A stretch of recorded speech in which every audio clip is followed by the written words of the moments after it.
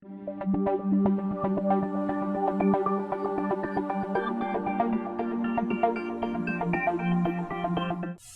want to spend a little bit of time talking about number systems. Number systems are one of the more complicated topics that computer science students have to deal with, particularly in terms of learning to convert numbers from one system to another. So let's take a look at what some of these number systems are. We've all heard the word binary. What does binary mean?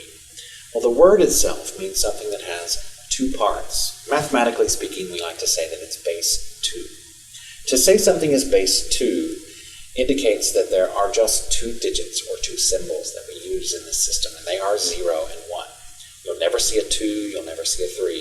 It's always strings of zeros and ones, and we're pretty familiar with seeing those. But why do we have to use binary numbers in the first place? Well, it goes back to the design of the machine.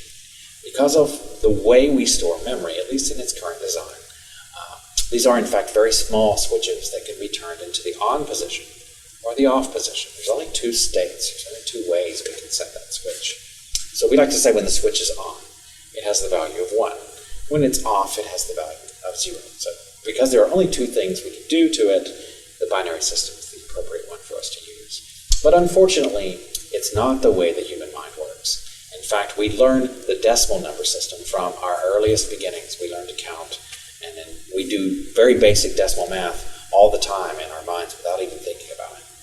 Decimal means base 10. The word, in fact, means 10.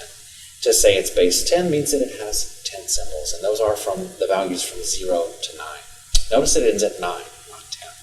That's because we began to count at 0, so you do, in fact, have 10 symbols. We can certainly make numbers that are higher than 9, but you have to combine one of the first 10. So it's a base 10 system. We often want to convert something as a binary string into a decimal system number that makes more sense to us. So it's very important that you learn to convert numbers from binary to decimal and vice versa.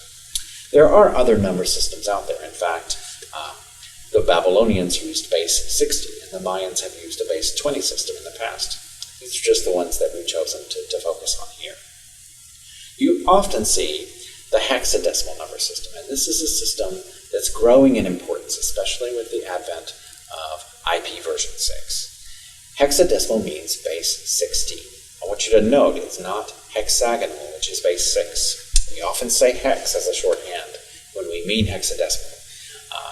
There are 16 symbols, as you imagine, in the hexadecimal system, and we have to use all 10 of the Arabic numerals that we do for the decimal system from 0 to 9. And we went out and grabbed 6 more of the Roman letters from A to F. So when you see something with the value of G, you will note that it is not a valid hexadecimal number. And I say that because it's a very common trick question on tests.